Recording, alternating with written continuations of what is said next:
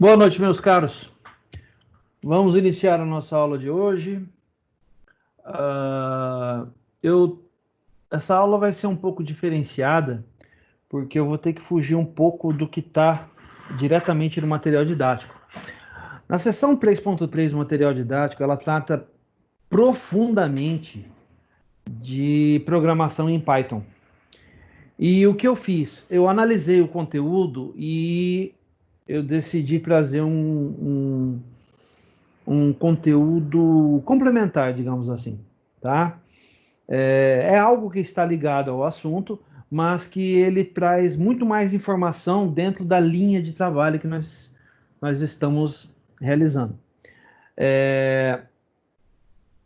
Relembro a todos que não faz muito tempo eu pedi para que vocês tivessem bastante atenção com as atividades complementares, né? Com as EDs e as atividades do AVA, para que vocês não ficassem reféns das notas deste bimestre, especificamente da prova da instituição, que provavelmente deve vir num modelo bem parecido com aquele que eu dei. Porque até o presente momento as nossas datas de retorno de aula foram adiadas novamente e a próxima previsão ficou para junho. No entanto, a avaliação começa logo na segunda, se não estou errado, é na segunda semana de junho que começam as avaliações. Então, nós temos um tempo muito curto, e, baseado nisso, nós vamos manter as atividades funcionais, os nossos relatórios, né? Eu dei um aumento de complexidade no relatório justamente para isso mesmo. Por quê?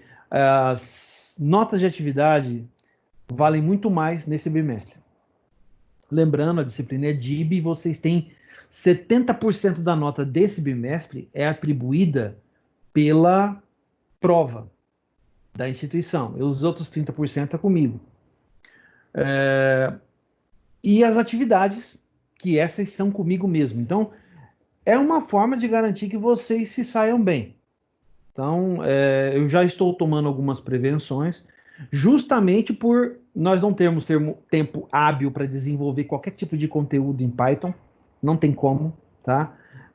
O tempo é muito curto e nós não temos esse tempo. E as avaliações estão batendo aí na nossa porta. Em questão de semanas, nós já teremos as avaliações da N2. Baseado nisso, eu insisto e vou continuar insistindo que vocês façam todas as atividades disponíveis, tomem todas as precauções necessárias, tá? Para que vocês não tenham problemas com o exame. Lembrando, essa disciplina DIB, o exame é dado pela instituição, não é por mim. Então, eu recomendo que vocês não fiquem de exame, tá? Não fiquem de exame. Muito bem. Como eu falei anteriormente, logo no começo, nós faremos uma abordagem um pouco diferenciada. Apesar do tamanho da apresentação ali estar meio grande, 42 slides, nossa, o professor vai... Não é nada disso. Eu vou focar em alguns assuntos complementares dessa sessão, para trazer um pouco mais de informação. O material está muito voltado para a programação em Python, para trabalhar com uma única aplicação, uma única API. E, gente, a gente precisa ter um conhecimento geral. Computação gráfica é isso. É um conhecimento geral daquilo que tem a ser ofertado. E não eu trabalhar com uma única ferramenta. Eu acho isso errado. Eu sei que o professor Sidney ele tem uma outra abordagem. Ele gosta de usar esta ferramenta. Eu penso diferente. Já falei isso para vocês. Até mesmo por isso que as nossas aulas são diferentes, né? Exatamente por isso. Então, vamos lá. Vamos direto à nossa aula. Nosso encontro de hoje vai discutir a seção 3.3, que trata de animação. Além de animação, eu também vou citar um outro assunto bastante interessante, que é modelagem 3D. Então, nós vamos falar sobre animação gráfica e modelagem 3D, que é um assunto complementar à animação gráfica. E nele, nós vamos ver muita coisa que vocês já conhecem, mas conhecem porque assistem, e não do ponto de vista de programação para computação gráfica. Então, a gente vai dar uma observada nesses termos, né? Nesses temas, usando uma visão um pouco diferenciada. E no final, tem uma surpresinha lá no relatório que acho que vocês vão curtir. Eu vou fazer algo diferente nesse relatório dessa vez. Beleza? Então vamos lá. Animação gráfica. Alguns conceitos. Espero que vocês tenham dado uma olhada no material didático antes de vir para a aula. Tá? Mas vamos lá. As animações gráficas são, talvez, os produtos mais atraentes da computação gráfica. Para produzir uma animação, todos os conceitos de síntese de imagens e modelagem tridimensional são necessários. Então, tudo que nós vimos até agora, em termos de programação voltada para o desenvolvimento, né, a computação gráfica em si, só um instantinho, gente.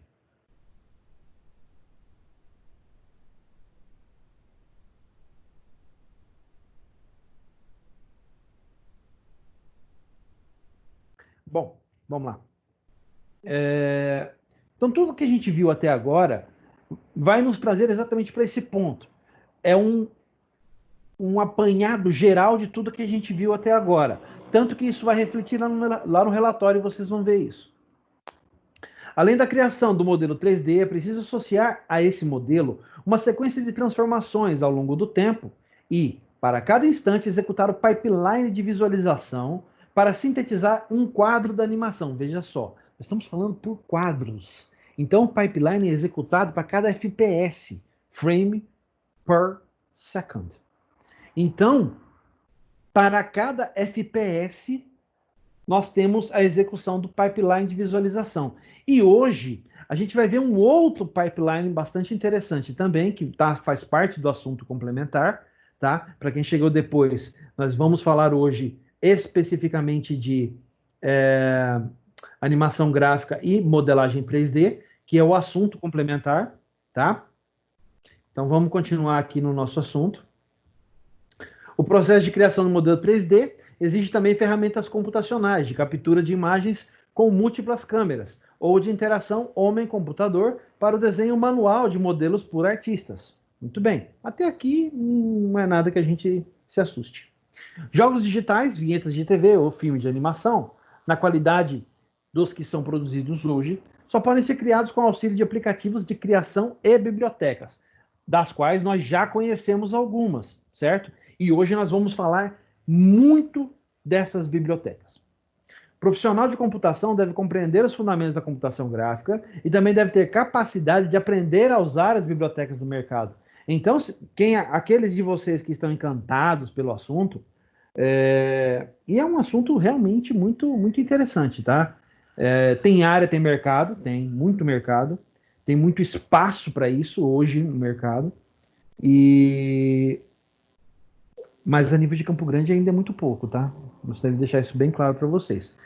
Quem tiver interesse de mexer com isso na área de computação gráfica, tem que sair de Campo Grande, tá? Tem que ir para os grandes centros aí, tá? Hoje, a computação gráfica está sendo muito utilizada ali em Curitiba, em Florianópolis,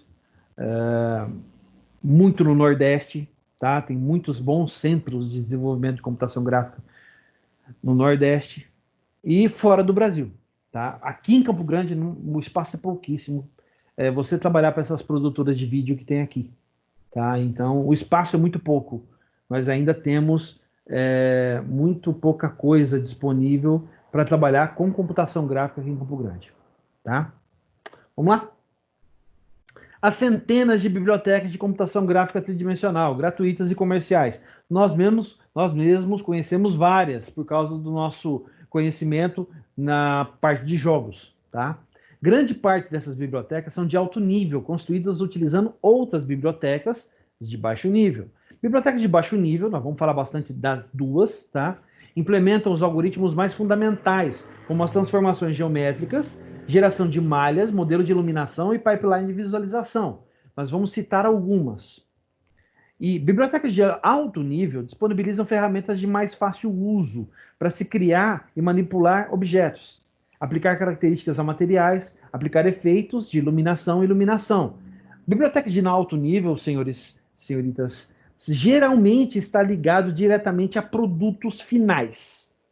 Então, toda vez que você ouvir falar que determinado produto foi desenvolvido com uma biblioteca de alto nível, já acende a luzinha que tem uma ferramenta ali por trás. Agora, baixo nível são os frameworks mais básicos que nós temos. E aí, a palavra framework já dá o spoiler do que eu estou falando. Para aqueles que conhecem um pouquinho, já tem uma ideia do que eu estou dizendo, tá? Vamos em frente. Entre as bibliotecas de baixo nível, vamos citar algumas. As três principais são OpenGL, Direct 3D e GL IDE, ou Glide, tá? Vamos falar de uma por uma. OpenGL é uma API, termo usado para classificar a biblioteca de funções específicas disponibilizadas para a criação e desenvolvimento de aplicativos em determinadas linguagens de programação. Nada mais do que a explicação do que é uma API. A OpenGL foi produzida em C e C++ em mente, mas pode ser utilizada para diversas outras com um alto nível de eficiência. OpenGL é muito famoso, é um framework de desenvolvimento muito famoso, utilizado por inúmeras engines de jogos e desenvolvimento de filmes 3D, tá? Mas é o principal? Não. Mas ele é free, a grande vantagem dele é essa. Direct 3D é uma parte da API DirectX da Microsoft. O Direct 3D é disponibilizado apenas para as versões do sistema operacional Windows a partir do Windows 95. Porque faz hora que o DirectX está na área, tá? Faz muito tempo mesmo. E aí vai pelo menos aí desde o 95, então nós temos aí 25 anos para mais, tá?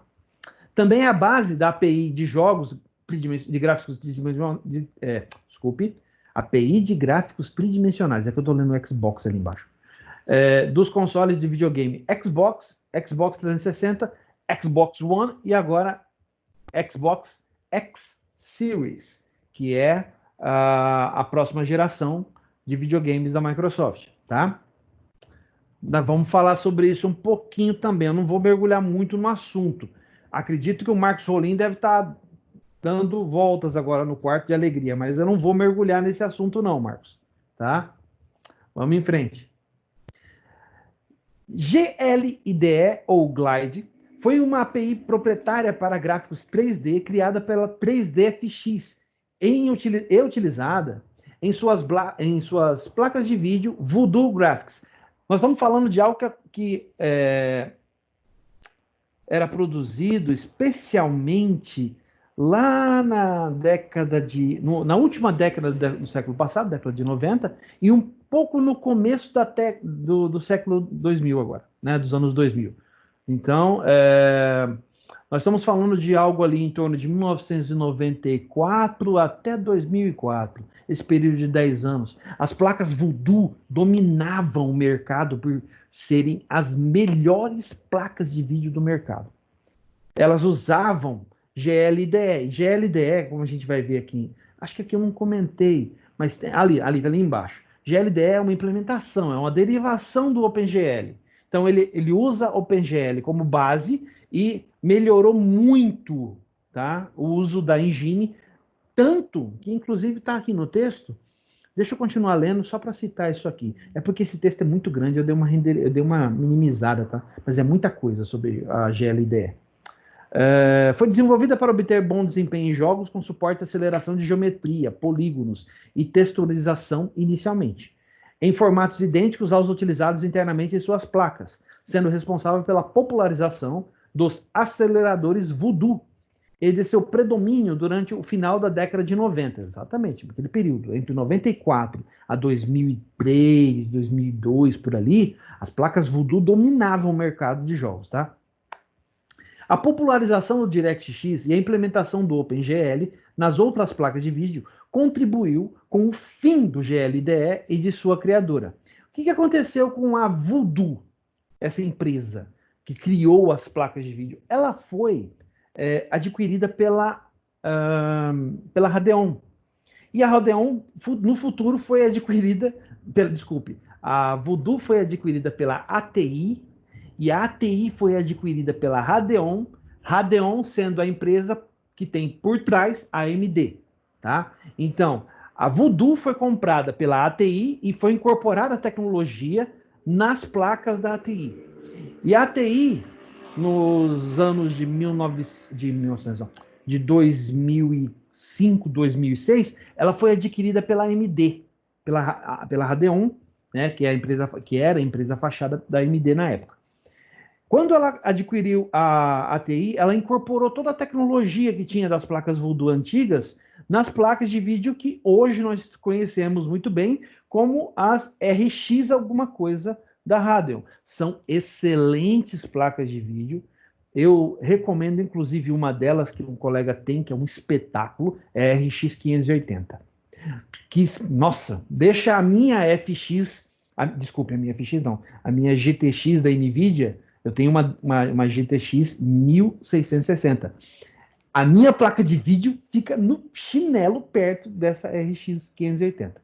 Tá? Ela é um espetáculo de placa de vídeo e ela incorpora toda a tecnologia desde a Voodoo até hoje. Então, é uma placa de vídeo que faz concorrência e é um conjunto, né, de placas, né, hoje uma tecnologia que é equiparável ou até em alguns casos, como esse que eu acabei de citar, superior às placas NVIDIA, tá? E lembrando muito a todos que a NVIDIA, ela é parceira Microsoft. Então, as placas NVIDIA, elas são, a gente tem um termo chamado compliance, acho que alguns de vocês conhecem esse termo, quer dizer que elas são parceiras, né? Elas são compliance da Microsoft no que diz respeito ao DirectX. Então, a API roda inteiramente compatível com as placas de vídeo. É como se fosse assim, a placa de vídeo foi desenvolvida para aquela API. Em outros termos, é isso que eu estou querendo dizer, tá? É óbvio, ninguém lá na empresa vai afirmar, vai aceitar, vai concordar com isso que eu estou falando. Mas nós que conhecemos o mercado de jogos, o mercado de placas, de hardware, nós que somos da área de TI, a gente sabe que é assim que funciona. Porque internamente a própria apresentação dos jogos diz isso para você. Quem nunca abriu um jogo e viu que esse jogo roda muito melhor na NVIDIA, blá. Tá fazendo propaganda da NVIDIA? Não, é que ele foi construído pensando nela. Entendi. Pois é. Vamos em frente. Importante, ó. Algumas informações aqui. É porque o texto é muito grande, eu dei uma sintetizada, tá? As especificações técnicas do Glide ou GLIDE são baseadas no OpenGL. Muitas de suas 250 funções internas foram eliminadas e apenas aquelas com utilidade em jogos foram mantidas, o que tornou a API pequena o bastante para ser implementada no próprio chipset, no caso dos processadores Voodoo. Então, ela era uma ferramenta embarcada em hardware. Ela não era um programa que você instalava no sistema operacional. Não, ela vinha embarcada. E isso, na época, era inovador. Era um espetáculo. Tanto que as placas Voodoo fizeram um sucesso gigante durante muito tempo. A NVIDIA, com o tempo, foi acabando com isso, né? Porque ela começou a embarcar, e aí vai o spoiler, né? Que ninguém vai assinar embaixo do que eu vou falar agora, óbvio, mas a gente sabe que é assim. Que a NVIDIA começou a embarcar o DirectX diretamente dentro, a base do DirectX, que é o DirectX 3D, ela começou a embarcar diretamente dentro do chipset dela. É por isso que as placas NVIDIA rodam tão bem assim? Pois é. Vamos lá, vamos continuar. Tanto o OpenGL Glide como o DirectX 3D, tá? Implementam algoritmos otimizados na unidade de processamento gráfico, é isso que eu acabei de dizer. Elas incorporaram os algoritmos das APIs dentro dos chipsets das placas de vídeo. Por isso é que o processador da placa de vídeo ele não é exclusivo, a parte de processamento dele não é exclusivamente a parte da API. Não. Mas professor, quer dizer então que uma parte, um núcleo, está embarcado dentro da placa de vídeo? Sim, apenas essa parte. E o restante? O restante faz parte do quê? Da API que está instalada na máquina do usuário. Entendi. Então, quando quer dizer que ele sobe, tem algumas coisas que já rodam nativamente dentro da placa de vídeo. Sim. E o restante? O restante é carregado pelo sistema operacional, joga para a memória, e aí a placa de vídeo reconhece as instruções e começa a unir A com B, transformando tudo num grande conjunto que dá suporte ao jogo que você vai rodar. Outro segredinho da NVIDIA aí. Há ainda bibliotecas de baixo nível que implementam o estado da arte das pesquisas em computação gráfica, como é o caso da Nossa, eu tô horrível hoje, gente, para ler inglês. Computational Geometry Algorithms Library, ou CGAL. Tem um texto gigante, tem livros que tratam a respeito do uso dessa CGAL, porque ela é como diríamos, ela é um framework open source para desenvolvimento disso. Só que CGAL é muito utilizado em quê? Em animações de vídeo e cinema. Ou, no caso, por exemplo, a indústria dos jogos utiliza muito essa engine para quê? Para produzir os as propagandas, né? Os filmes que contam a história de determinado jogo. Os cinemáticos, né? A palavra é essa. Os cinemáticos que rodam dentro dos jogos. São vídeos renderizados, né? Em computação gráfica, né? Você tem um CGI ali atrás. E muitos deles, inclusive isso é uma reclamação de muita gente da área de jogos, e nós que jogamos, reclamamos disso também, porque muitas vezes o cinemático é espetacular e o jogo falha nesse quesito. Ele dá esse tipo de problema. Por quê? Porque o cinemático foi desenvolvido em outra API e o jogo está rodando em DirectX, né? O cinemático foi feito em uma e o jogo foi feito em outra. Por que o cinemático é mais bonito e o jogo não? Por que isso acontece? Exatamente por isso que algumas produtoras pararam de fazer isso. E hoje, os cinemáticos são desenvolvidos utilizando a API de jogo. Isso aconteceu principalmente por causa do Unity, aquele com Y no final, que não tem nada a ver com aquele da Microsoft, tá? O Unity, que é uma engine, né, de jogo, tá? Do Unreal, né? A engine Unreal, agora inclusive com o PlayStation 5, a Unreal finalmente ganhou a versão 5.0 dela, tá? E quem está acompanhando a evolução e está na hype aí do PlayStation 5 sabe do que eu estou falando. Quem viu o vídeo de jogabilidade do PlayStation, realmente essa engine gráfica ela veio para botar medo na Microsoft de fato. Isso porque ela tem todo o apoio da Sony, porque ela é embarcada dentro do PlayStation 5. Então, isso aí está gerando toda uma hype por trás, tal, só que em compensação para nós brasileiros isso vai custar um rim. Então, fora de cogitação. Beleza? Vamos em frente, gente. Um pouco mais sobre as bibliotecas, só que agora falando de alto nível. O alto nível é bem mais amplo, pois ela se especializa na interação com o público-alvo específico, criação de jogos, projetos de arquitetura, engenharia, animação 3D, publicidade e propaganda. Então, são ferramentas voltadas para um nicho de mercado muito específico. Aí nós estamos falando de ferramentas CAD, de ferramentas para desenvolvimento de ambientes 3D, né, de cenários 3D, e em alguns casos até mesmo em ferramentas de engenharia, tá? Como o AutoCAD da vida, o 3D Studio Max e outras ferramentas que a gente conhece.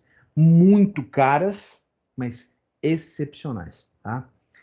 Em geral, as bibliotecas de alto nível são adotadas por um aplicativo de criação destinado ao público-alvo, como é o caso desses 5 que eu estou trazendo para vocês, que são assim mais populares, não são tão pesados. Da lista tem um aqui que é um cavalo, tá?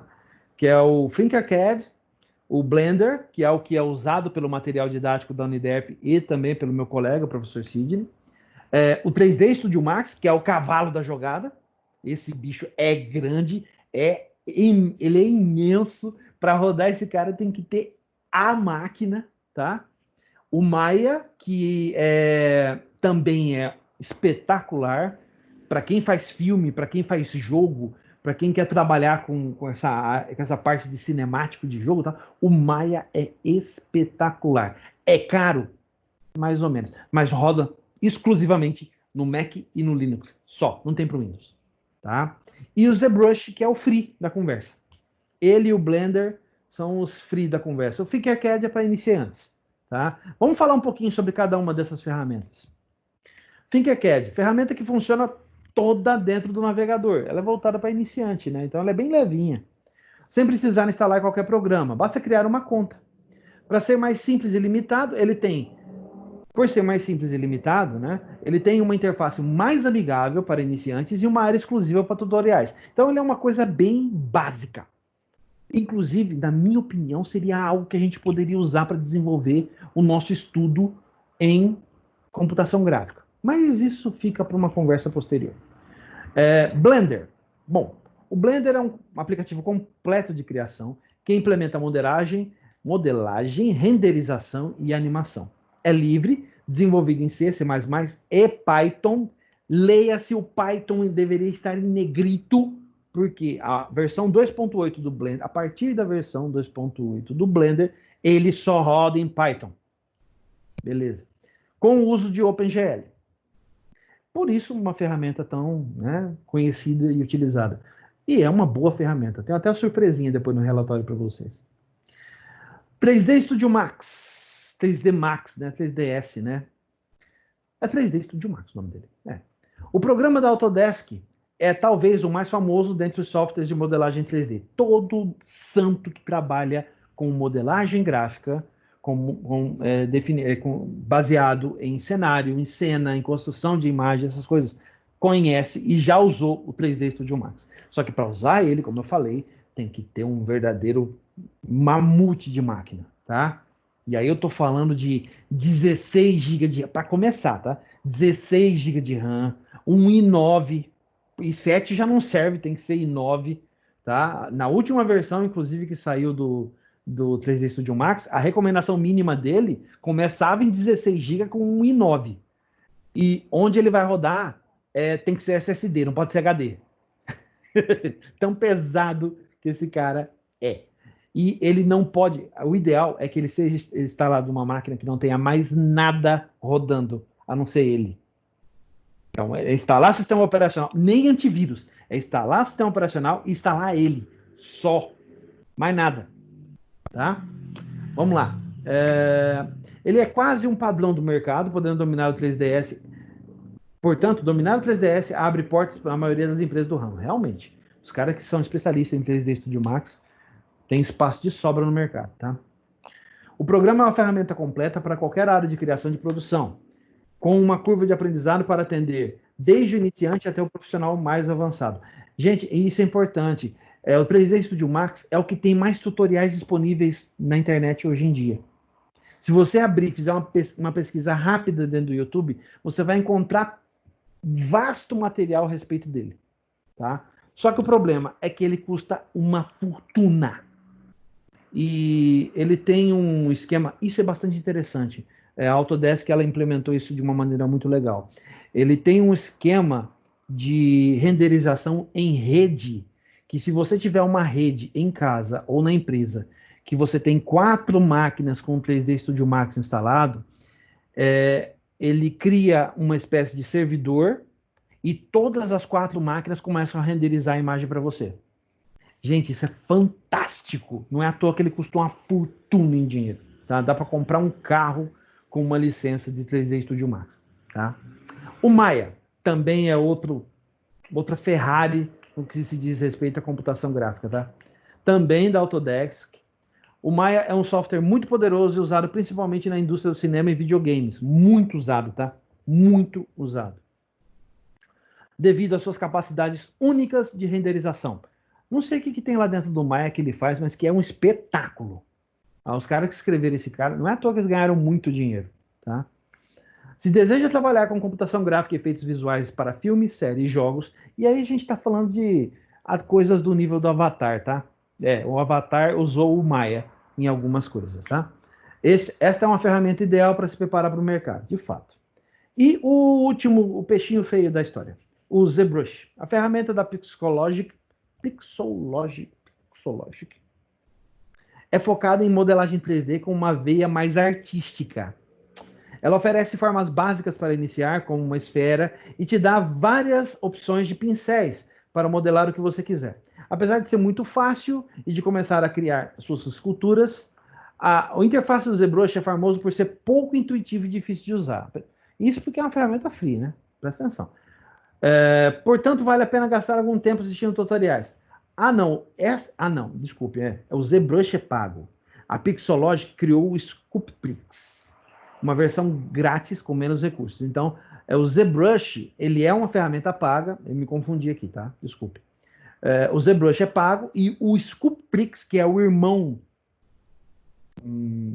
pobre, vamos dizer, né? Ele é free, só que tem menos recursos. Mas não é à toa que eu coloquei ele aí, porque apesar de ser uma ferramenta pouco intuitiva, tal, ele produz coisas incríveis, gente, tá? Coisas fantásticas. Se você procurar no YouTube, no Google, a respeito dele, você vai encontrar muita imagem lindíssima que foi produzida com ele, filmes que foram feitos com ele e tal.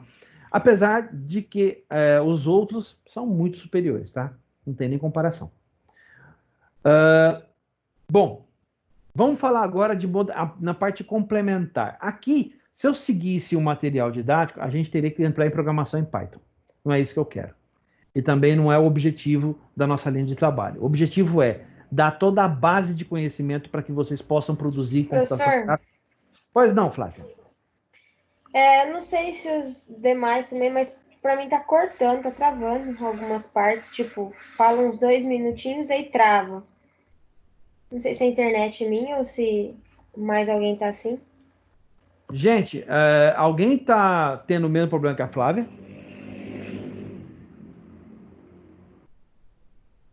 Alguém está com esse problema de corte? Não? Não, aqui tá passando normal. Flávia, eu acho que é contigo aí. Tá, qualquer coisa eu reinicio lá. Vamos ver se vai melhorar. Não, Flávia, não se preocupe com isso. A aula está sendo gravada. Você pode pegar ela depois no YouTube. Não, beleza. Tá bom? Valeu. Então tá, vamos continuar, gente.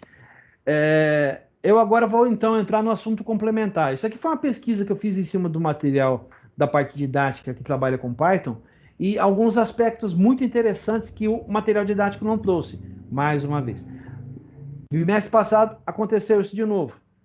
Aconteceu isso e agora aconteceu novamente. Então, eu espero que para a próxima sessão isso não se repita. No entanto, eu até mandei parte do material lá para a Croton para falar, embarque isso aí no material e tire essa parte do Python, porque, né? Mas tudo bem, vamos lá. Modelagem 3D é o processo de criar objetos e personagens para jogos, animações, filmes, projetos de engenharia, realidade virtual e aumentada e projetos de design. É uma parte fantástica da computação gráfica, a modelagem, tá? É basicamente o processo de criar um objeto com 3 dimensões por meio de programas específicos para isso. Com essa técnica é possível simular objetos, cenários e personagens em cenas animadas ou estáticas. Sua aplicação é destinada às diversas áreas, como cinema, jogos, arquitetura e ilustrações. Para desenvolver a criação de qualquer cena 3D por meio de modelagem em computadores, é preciso ter em mente a sua aplicação, a complexidade e os estilos desejados. Tá? Essa cena pode ser uma simulação da realidade ou uma cena estilizada, como de filmes para crianças que utilizam o estilo cartoon, por exemplo. Então, guardem bem agora que de agora em diante, a gente vai falar muito de cena, porque já é a parte da modelagem 3D aplicada à animação, tá? Então, muitas imagens que vocês vão ver agora são trechos de cenas. Eu creio que vocês se lembram que na última aula eu estava trazendo animações de jogos, né, de vídeo, e estava saindo quadro a quadro. Inclusive o Marcos até falou para mim, professor, a gente está vendo tudo quadro a quadro. Então, o que eu fiz? Eu trouxe os trechos que eu queria mostrar para vocês, apenas as imagens, tá? Depois, se vocês acharem por bem, eu coloco os vídeos do YouTube da onde eu tirei essas imagens, beleza? Mas, gente, eu não vou mostrar nada que vocês já não tenham visto. Fiquem tranquilos. Vamos em frente. No processo de criação, alguns passos são comuns a todas as aplicações. Guardem esses passos, ó. A gente vai falar sobre cada um deles. Concepção dos elementos, modelagem, renderização, cenas 3D para games e pós-produção. Eu coloquei essa imagem aqui dessa moça sendo renderizada justamente por causa disso, porque ele fala de quatro dos tipos de aplicação mais comuns que nós utilizamos, que eu acabei de citar. Então, eu estou falando ali de concepção de elemento. Essa imagem traz para nós a concepção, a modelagem, a renderização e a pós-produção. Cenas 3D para games é um outro ramo voltado para jogo. Essa imagem, por exemplo, poderia ser de um personagem virtual de um jogo? Poderia. Mas, no entanto, não está encaixada nesse contexto. O que eu trouxe a imagem é para servir de modelo para vocês. Ali, eu estou mostrando as etapas desde a concepção até a produção final. Tá? Vamos em frente e vamos falar sobre cada uma dessas fases. Ó, concepção dos elementos. Este é o momento de definir o estilo da imagem que se deseja criar. Se ela será uma cena estática ou uma animação. É importante listar todos os elementos que serão modelados, a composição e o aspecto de cada um. Cor, textura, rugosidade, etc. Então, esse é o momento que a turma senta, pode sentar, cada um pega um banquinho, senta, né? Ou então os puff, né? O pessoal das empresas de computação gráfica, esses caras, eles não gostam de se sentar em mesas, não, né? Eles são mais modernos, né? Ah, quem dera fosse assim comigo hoje. Bom, então a galera senta e começa a discutir em grupo o que vai ser feito, qual é a ideia. Ah, a ideia é essa. Ah, a gente podia fazer isso, podia fazer aquilo outro, pode introduzir esse contexto, pode jogar essa cena em uma montanha, a gente aí decide como vai ser o tempo, qual vai ser o clima, que estação do ano que é, vai estar nevando, vai ser primavera, entenderam? Então a gente faz tem um nome essa reunião. A gente faz uma reunião. Brainstorm. Isso, obrigado, Marcos. A gente faz um brainstorm, né? Bem ad hoc, aquela coisa bem raiz, sabe? Sem muita frescura, sem muito nome complicado. Uma coisa bem simples, para que todo mundo possa participar, entender e colaborar. Partindo disso, é que a gente começa realmente a trabalhar o desenvolvimento. Outra coisa, apesar de ser um modelo voltado para a computação gráfica, na minha concepção, como profissional de TI, todos os projetos deveriam começar assim. Vou repetir. Todos os projetos deveriam começar assim. Mas não é assim que funciona. E vocês sabem disso. Vamos em frente. Nessa etapa, é aconselhado construir um projeto com desenhos, um storyboard, no caso das animações, referências e descrições. Todo esse planejamento poupa tempo na confecção da sua arte 3D e facilita o resultado da imagem final. Então, quer dizer, um bom brainstorm iniciado, um storyboard demonstrando cada frame da animação que vai ser trabalhada, ajuda muito a parte de criação e de design. Então, os artistas que trabalham com essa parte, principalmente o pessoal da diagramação, que mexe com a parte final, eles precisam ter uma ideia muito boa do que vai ser mostrado para poder colorir de forma adequada, aplicar textura e tudo mais, certo? Porque senão o que vai acontecer? Chegar na parte final, a gente tem uma diagramação pobre, a gente tem cores que não transmitem vida, e a gente não atrai, a gente não tem nada atrativo, a gente tem uma coisa sem graça. Apesar, e aí vai uma vírgula bem grande nessa história aí, que eu não sei se vocês já tiveram contato com alguns filmes de animação que são feitos em preto e branco, exclusivamente. Gente, tem muito filme de animação preto e branco que é fantástico. E eu tô falando animação, desenho, cartoon, tá? Feito em preto e branco, que é fantástico. Consegue facilmente transmitir a sua mensagem. E tem muita coisa colorida, cheia de cor, cheia de brilho e tal, que não transmite nada. Então vamos em frente. Aqui um exemplo, tá? Da concepção. Vamos desenhar uma animação para um carro de época. Beleza. Fomos e desenhamos o carro. Fizemos um desenho. passa isso para o cara do design, ele rapidamente transfere isso aí para dentro do computador. Por quê? Repara, não tem cor, é tudo tom de cinza. É muito mais fácil de trabalhar com isso. Por quê? Depois disso, é feita uma pesquisa histórica e se estabelece que a cor do carro é preta, que os pneus eram de tal cor, que os aros eram de tal... Entendeu? A gente trabalha com conceito histórico na aplicação da imagem. Isso é muito mais fácil de trabalhar. Tá certo? Do que uma única pessoa fazer tudo aquilo e colocar umas cores malucas em um carro de 1920. Beleza. Vamos em frente. Modelagem. A partir do planejamento realizado na concepção, e olha, tá falando tipo um pipeline, tá? Presta atenção nisso. Daqui a pouco vocês vão ver uma imagem que explica melhor.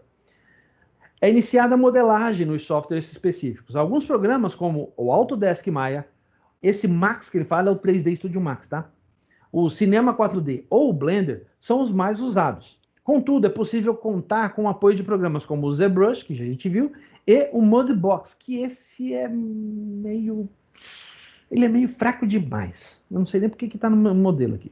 Para a elaboração de modelagens mais orgânicas, como as de personagens. O pessoal usa o Blender, o Maya ou o 3D Studio Max, tá? Esses são os três que geralmente são usados. Também em programas 3D são feitas estruturas conhecidas como rigging, para que seja possível animar os objetos modelados. Por exemplo, mãos e pés podem conter dedos com articulações. O limite aqui é a sua criatividade. Então, a gente tem que pensar, por exemplo, na parte de evolução do videogame. Vamos colocar bem nessa parte, tá? Desde o começo, e vamos usar um exemplo muito bom. Deixa eu colocar aqui a imagem de um exemplo muito bom para ilustrar isso aqui. Eu coloquei uma coisa aqui falando a respeito, tá? Que é isso aqui. Ó, o cara desenha a imagem, tá? E a partir daquele desenho que ele fez, ó, ele cria uma concepção 3D baseada na modelagem. Então, ó, eu parti da concepção e cheguei ao modelo final. Certo? Final. Não sei se é um modelo final. Poderia ter algumas variações, né, cor de pele, né, roupa, coisas do tipo. Aqui embaixo, por exemplo, a gente tem um outro exemplo muito bom. Ó. A gente tem uma concepção aqui de um personagem, provavelmente de um RPG, e aqui a gente já tem ele desenhado, modelado em 3D. Certo? É interessante. Eu penso mais, eu quero trazer para vocês aqui um bom exemplo a respeito disso, tá? Só um pouquinho. Deixa eu jogar essa imagem aqui para vocês. Vamos lá. Aqui. Ó, essa imagem ilustra bem. Não vai ilustrar. Eu quero uma imagem melhor. Uma que ilustre de fato. Por que será que eu ponho um nome e aparece outra coisa? Aqui. Isso aqui vai servir. Vamos lá. Quem já jogou Tomb Raider? Alguém já jogou? Então, vai ter uma ideia na hora que eu pegar e jogar isso aqui na tela, ó. Dá uma olhada nisso aqui. Isso exemplifica muito bem o que a gente estava falando agora a respeito de desenho, geração, né, e modelagem. Olha só, essa é a Lara Croft atual do videogame. Essa é a do início. Olha a diferença de um personagem para outro. Uma coisa que eu quero destacar bem aqui, ó, as mãos. Aqui não tem dedos. Isso aqui parece um Lego, um Playmobil da vida, né? Olha a diferença pro personagem da Lara agora. Quem tá jogando recentemente a saga Tomb Raider, nos últimos jogos, teve o reboot da saga no videogame, você tem um personagem que praticamente parece uma mulher, né? Mas eu tenho uma outra imagem aqui que pode retratar isso melhor. E a Lara é o melhor exemplo disso, tá, gente? Porque o pessoal que desenha a Lara sempre tentou dar ênfase no corpo dela. As meninas podem ficar brabas o quanto quiserem agora. Vamos lá, ó. Dá uma olhada aqui. Como era lá no começo.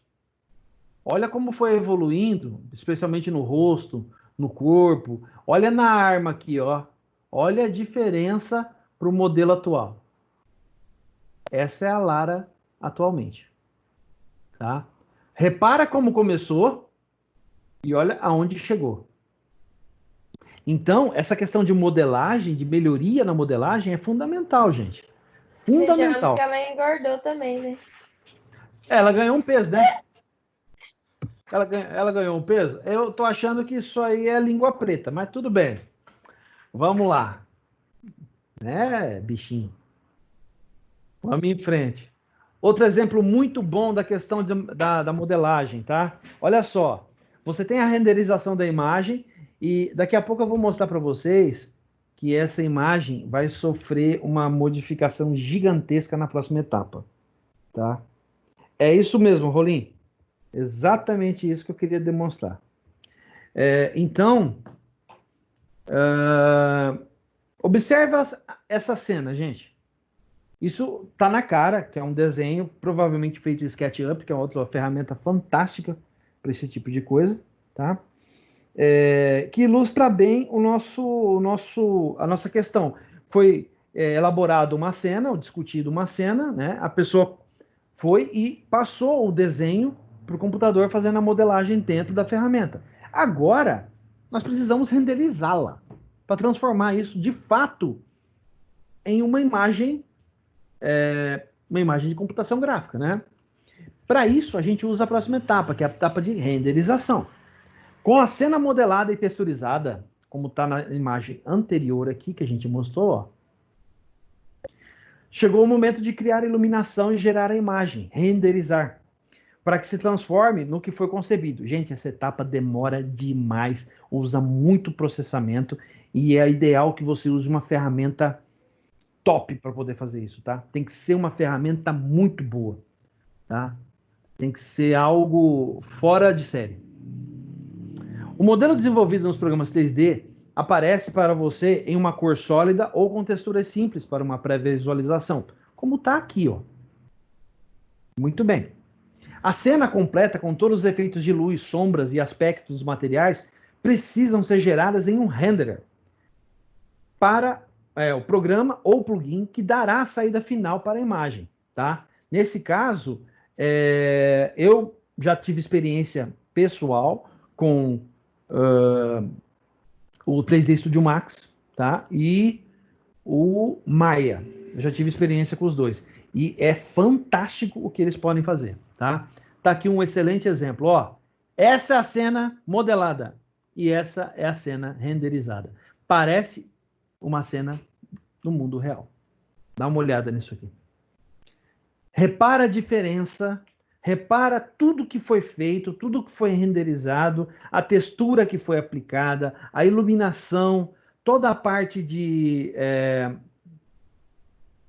inclusive com reflexo, porque aquilo ali é um espelho, né? Não é uma outra sala, é um espelho. Então, repare então tudo que foi feito, tudo que foi preparado. Olha que legal. O relógio, a iluminação da parede, né? O abajur aqui no canto. Gente, fantástico, fantástico, fantástico. Até os detalhes mínimos foram feitos, né? Tudo mínimo foi preparado. Muito legal. Vamos em frente. Vamos fazer o à parte para discutir aquele tipo de aplicação que pode agradar muitos de nós aqui agora, né? Cenas 3D para videogame.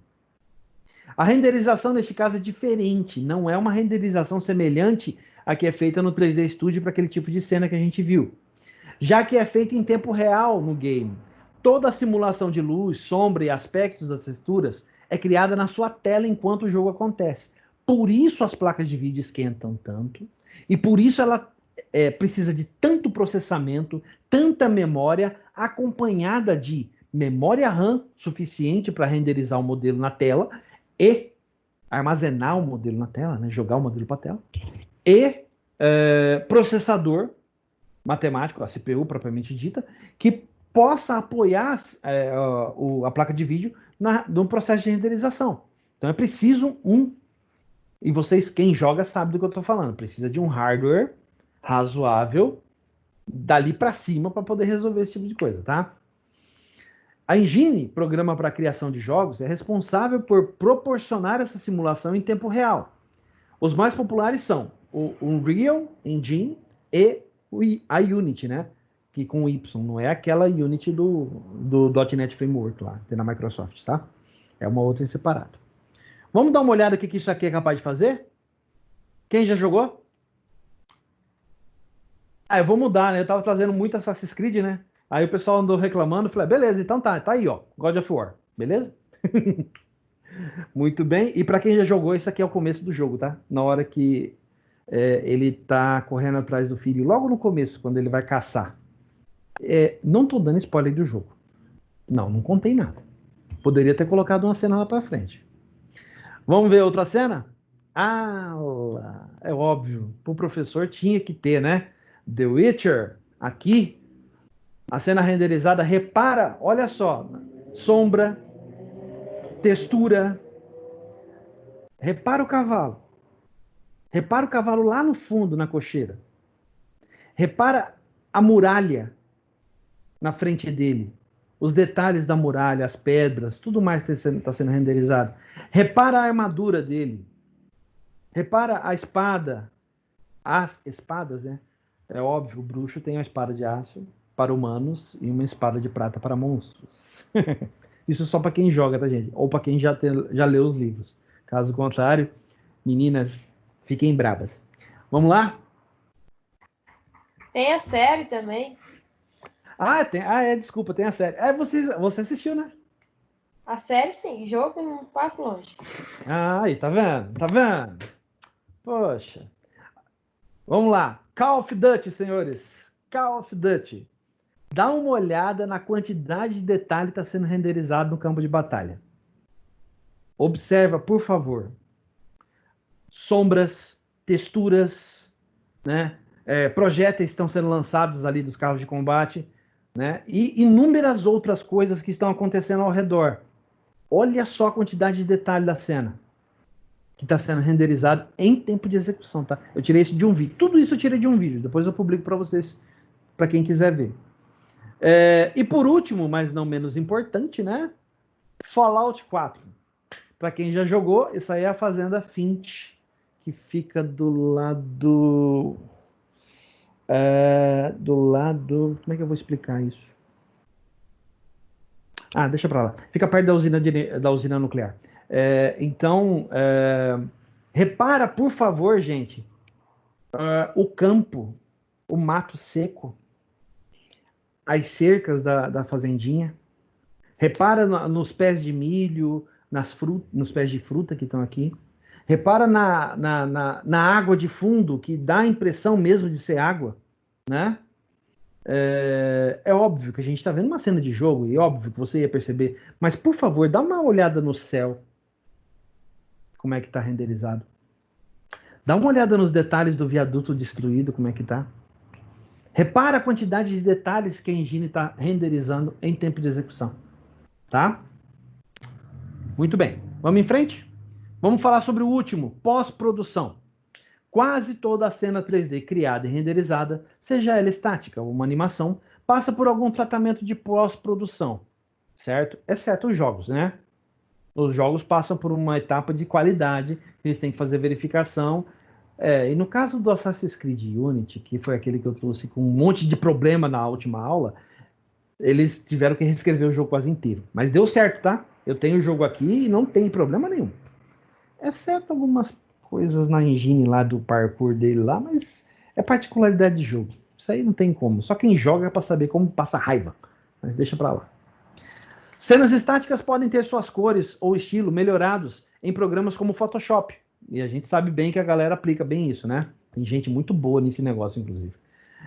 Isso também acontece com animações que são inseridas em outras cenas ou alteradas na composição utilizando programas como After Effects da Adobe, né? Faz parte do pacote do Photoshop, né? Vamos dar uma olhada em algumas cenas de pós-produção. Antes disso, deixa eu falar disso aqui. Isso aqui não tem no material didático, tá? É algo muito legal que eu fiz que eu encontrei na pesquisa e eu estou trazendo para vocês. É um pipeline de produção 3D. Olha só que legal. Isso aqui não tem no material didático, tá, gente? Vamos começar da esquerda para a direita, de cima para baixo. Ó, começa com a ideia, tá? Em seguida, a reunião, passando os detalhes da história. Se for uma animação, gera-se um storyboard, que é animado para que a equipe possa analisar a história em si e como proceder para a fase de design. Em seguida, a gente passa para o layout, né, para a montagem desse layout, para a modelagem do layout, para a texturização, para a fase de rigging, que seria a configuração, né, como que isso aqui vai funcionar, como ele vai se movimentar, vai ter articulação, serão mãos, braços, pernas, como vai ser, né? Aí, para finalmente seguir para a etapa de animação e efeitos especiais, que é esse VFX. Aí nisso você aplica iluminação e renderização, tudo em uma etapa conjunta, tá? Finalmente a gente chega na pós-produção, que é a composição de tudo isso, pega a imagem da animação, pega o cenário que você vai colocar e as cores, a composição de cores, joga tudo como se fosse uma coisa só. Aplica-se efeitos de movimento ou efeitos 3D, ou 2D, desculpe. Efeitos 2D em cima da imagem, tá? Usa-se uma fase de correção de cores. O vermelho sai vermelho de fato, o verde sai verde, o céu ser renderizado no tom de azul adequado, né? Afinal, no céu roxo a gente difícil vai vir, né? Especialmente aqui na Terra. E por fim, você tem a saída final do produto, que é a animação do coelhinho ali, tá? Esse pipeline eu encontrei num site que está dando curso disso lá nos Estados Unidos. Achei fantástico o material, muito bom, tá? Mas inteirinho em inglês, fica difícil passar para vocês. Quem quiser, fala comigo depois em off, que eu passo o site, você se inscreve.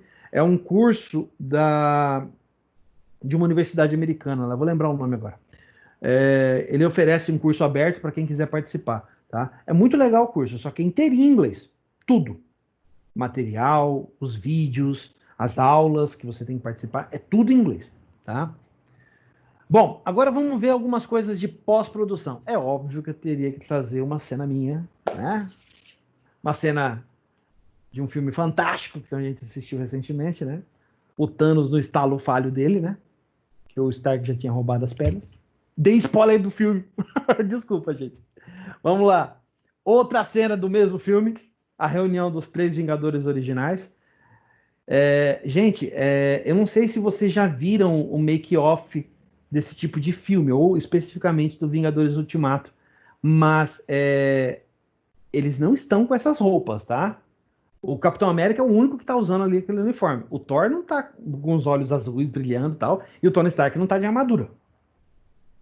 Isso aí tudo é 3D, tudo é efeito VFX, tá? Exceto o Capitão América. Vamos continuar. Avatar, o melhor exemplo de efeitos especiais e pós-produção, né?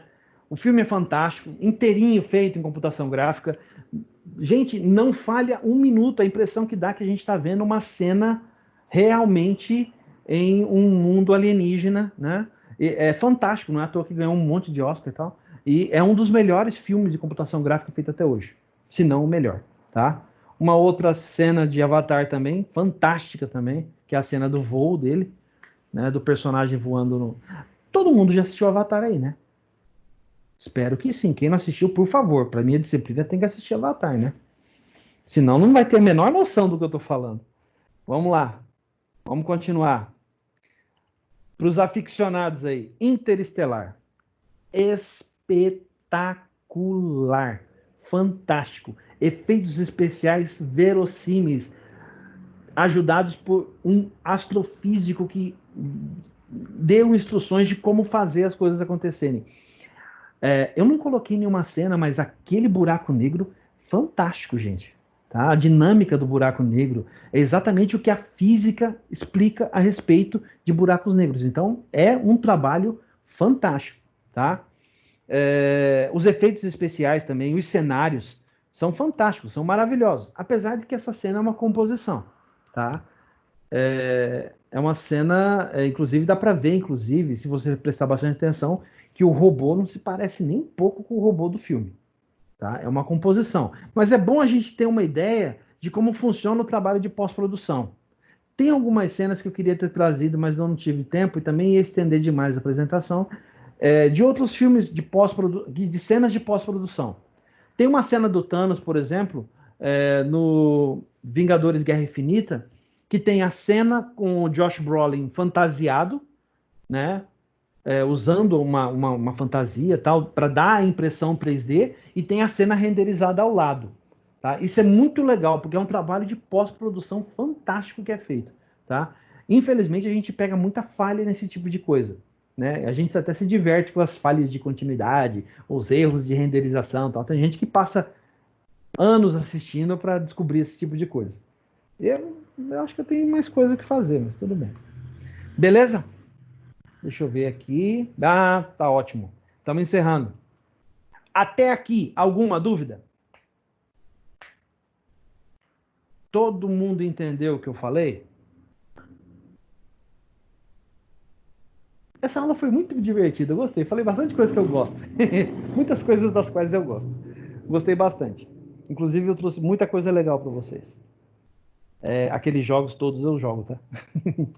Vamos em frente. O relatório. E agora vem a surpresa. Preparar um relatório falando sobre os temas abordados. Óbvio, animação gráfica e modelagem 3D.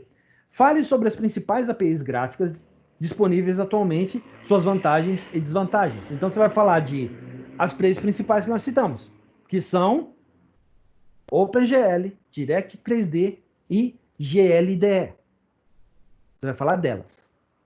Fale sobre as principais ferramentas de modelagem 3D e animação gráfica disponíveis atualmente. Você vai falar do quê? Você vai falar de Blender, 3D Studio Max e Maya. Você vai falar desses três. E, gente, o Cinema 4D conta? Não entendi, repete. O Cinema 4D conta? Pode, se você quiser falar a respeito dele, mas eu quero esses três muito bem detalhados, tá? E nada de Ctrl-C, Ctrl-V. Eu quero opinião própria, texto próprio. Todo mundo aí escreve relatório muito bem. Essa é uma das poucas turmas que escreve bons relatórios. E eu preciso que vocês mantenham a qualidade disso. Afinal de contas, o relatório esse bimestre está valendo um pouco mais, tá? Na próxima aula eu falo sobre isso. E agora a surpresinha. Assistam aos seguintes vídeos e incluam suas observações sobre os temas estudados em aula, descrevendo suas impressões a respeito. E eu não estou falando apenas desta aula, eu estou falando de todas as outras aulas anteriores. Eu quero que vocês assistam esses 3 vídeos e que vocês me deem as suas impressões pessoais baseadas em computação gráfica de cada um deles. O uso de textura, o uso da iluminação. Ah, esse vídeo poderia ter sido melhor iluminado. Ah, essa cena ficou muito escura. A cena do fulano de tal não ficou legal, poderia ter sido iluminada diferente. É esse tipo de coisa que eu quero no relatório. A respeito de cada um desses 3 vídeos. Não é para escolher um e falar sobre ele. É para falar sobre os 3. Beleza? Já vou adiantar. Os 3 são vídeos curtinhos, são menos de 7 minutos, tá? Então, são animações short curta, né? Aquelas bem curtinhas, tá?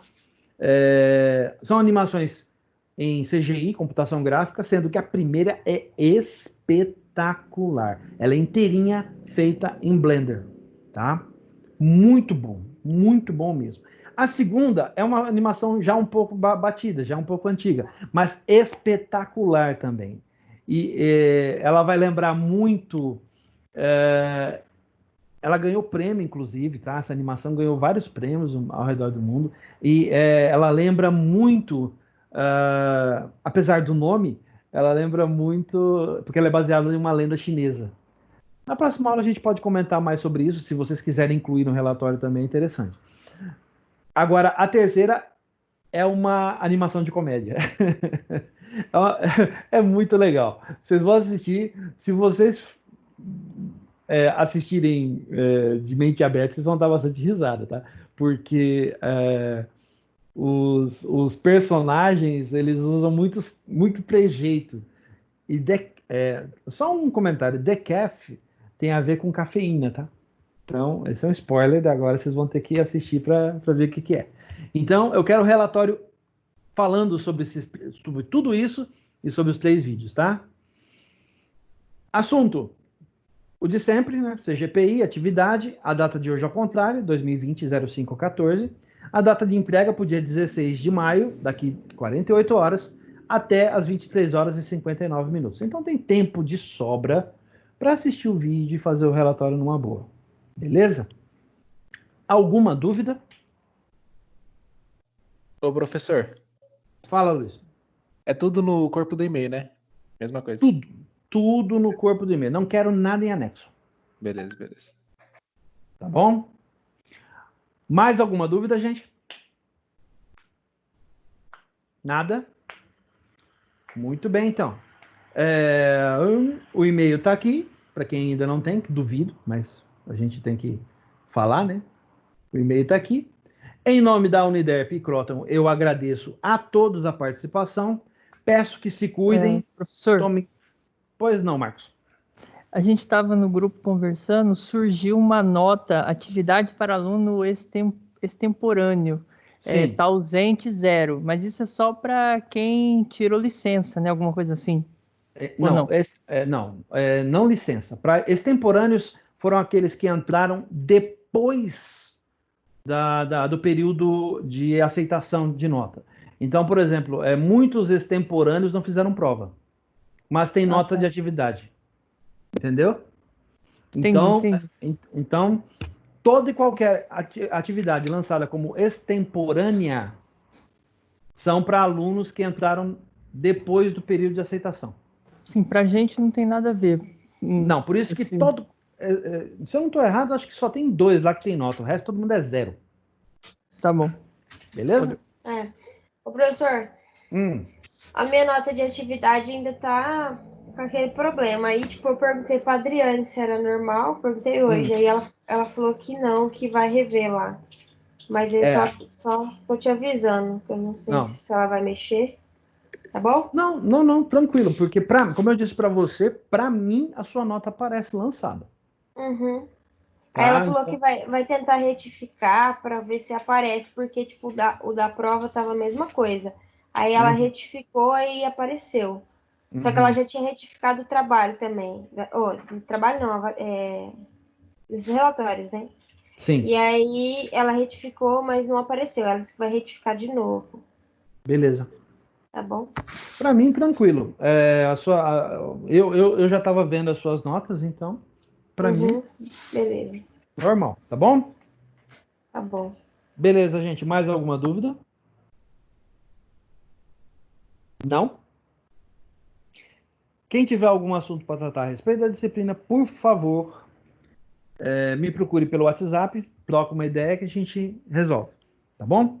Um grande abraço para todo mundo. Fiquem com Deus. Até a próxima aula, gente. Valeu. Fui. Valeu.